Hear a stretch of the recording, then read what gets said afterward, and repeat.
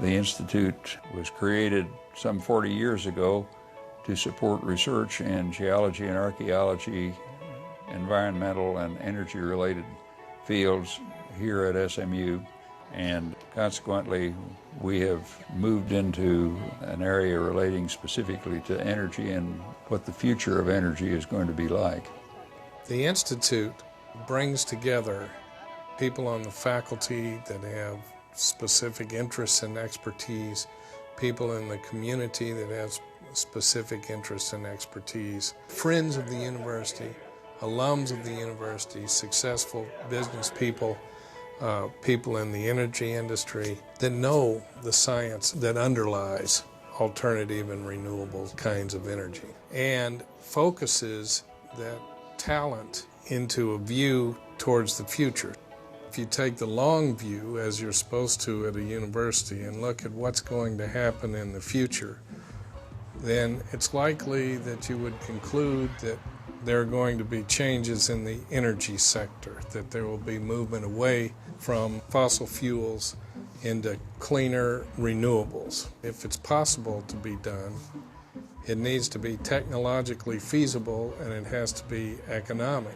In order to figure out what is feasible now and what needs to be done to develop sources of alternative energy for the future, it's important to find a kind of a laboratory where you have the best case scenario and the fewest uncontrollable variables. You need a test case to show that it can work. Iceland is a very special case. Iceland is sitting on a very hot part of the earth. There's a lot of water that is raised to a high temperature and contains a lot of energy. So the people in Iceland have tapped that in order to have clean, renewable, cheap sources of energy. Little island, lots of energy coming right from the earth. Iceland shows you that you can get lots of geothermal energy out of the ground, put it to use, and have good lives for good people. I was very happy to take a dip in the Blue Lagoon because it was very comfortable and it was very scenic. The precipitated silica there, the mud rubbed all over. I don't know if it did anything, but I'm sure I must look much better. The first day that we spent with Einar Gunnlaugsson, the chief scientist of Reykjavik Energy, very generously took us on a tour of the geothermal sites in proximity of Reykjavik. He himself is a geochemist, so he probably put more of a geological spin on the trip than an engineer, for example, might. And I found it to be really exciting and very, very interesting. In Iceland, there are low temperature wells and high temperature wells, and the difference in temperature basically relates to where the wells are situated relative to how recent the volcanic activity is. The younger volcanic activity produces hotter water. The hotter water has more energy.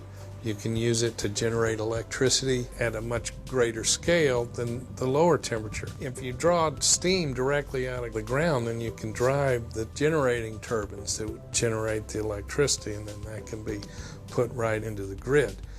Lower temperature water is well suited for space heating. Heat the houses, keep the roads ice-free, keep the sidewalks clear. They both have their purposes, but if you have wells that vary in temperature, you have different options in what you can use them for. You didn't have to be there but a couple of minutes to realize how much power is involved in those high-pressure, high-temperature wells. It's noisy, and there's obviously, from the shaking of the ground and so on, there's a lot of energy involved in that. And I've told a number of people it's about like being on the tarmac right next to a series of jet engines that are warming up. You didn't have to have numbers to make a believer of you. The pipeline that is a little more than a meter in diameter and has about 4 to 5 inches of rock wool insulation on the inside. The thermal loss from the wellhead to the end of the pipeline where it's delivered to the houses or buildings in Reykjavik is only 2 to 2.5 degrees, and I found that amazing that they could operate with no more energy loss than that. Whatever you do with the success at Iceland, the engineering, the geology, the economics has to be suited for each individual place. It's got to be site-specific. If you lived in Alaska, where all your electricity came from the burning of diesel oil, if you were able to stop buying diesel and start using hot water. Here in Alaska, where they've got the ice hotel, and for $500 a night you can go sleep on a caribou robe on top of a chunk of ice. The interesting thing about it is they're off-grid, and they're putting in one of these little binary power plants, and they're going to generate 250 kilowatts off of 165 degree F water. Right now they're paying 25 cents a kilowatt for their diesel power that they're generating themselves. Well, the first one they built melted. They realized they had to chill it, so they're actually using their hot water to keep the ice hotel frozen in the summertime.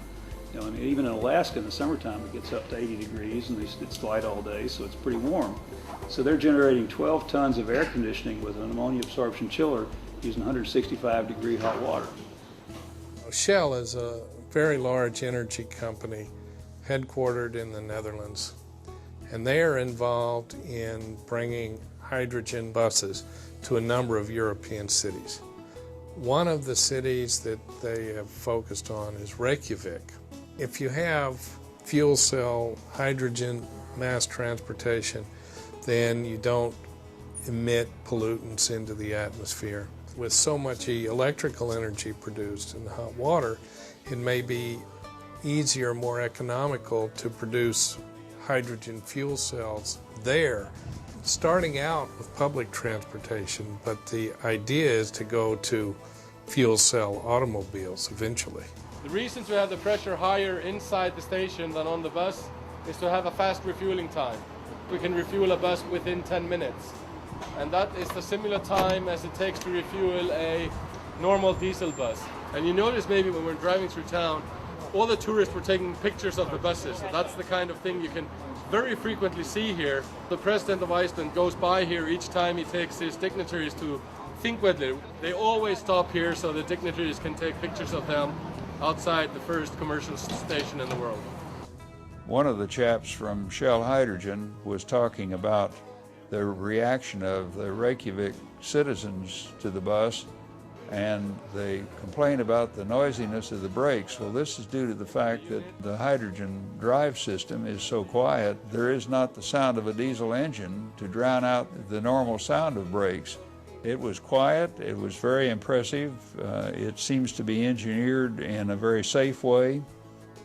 The possibilities around the world, I think, are immeasurably great.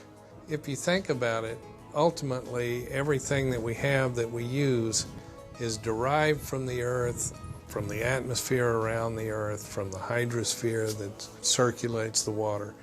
There's no end to what can happen, and probably no end to what will happen. It is going to take creativity, imagination, forethought, and it's going to take some risk takers that will actually try to do things that haven't been done before.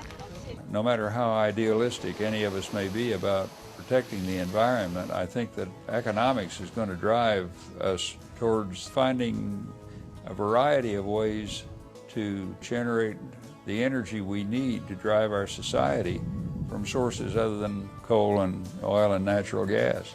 In every place, there will be changes on the energy scene in the future. I think it's encouraging to think that that technology has come along to the point that it obviously has, because they're doing it successfully there.